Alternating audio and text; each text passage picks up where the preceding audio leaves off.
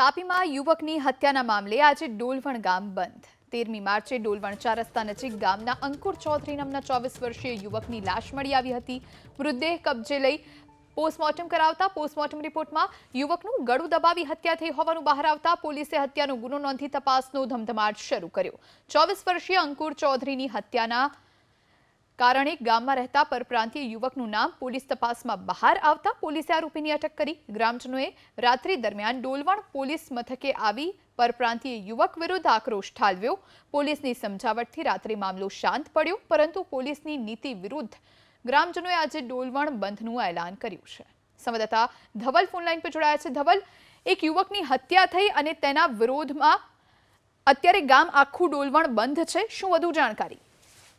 બિલકુલ 13 માર્ચના રોજ 24 વર્ષીય યુવકનો મૃતદેહ તેના ઘરમાંથી મળી આવ્યો હતો। પીએમમાં બહાર આવ્યું હતું કે યુવકનું ગળું દબાવીને હત્યા કરવામાં આવી છે। પોલીસે પરપ્રાંતીય આરોપીને હાલ ઝડપી લીધો છે, તેની અટક કરવામાં આવી છે।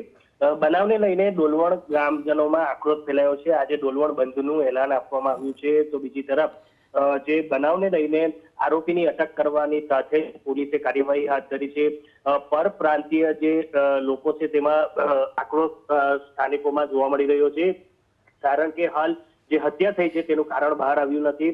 તો બીજી તરફ પરપ્રાંતીય યુવકને આરોપી જે છે તેને ઝડપી લીધો છે અને જે પોલીસ અધિકારીઓ દ્વારા પત્રકાર પરિષદ યોજીને તેની માહિતી આપવામાં આવશે। જી આભાર ધવલ વિગતો આપવા માટે।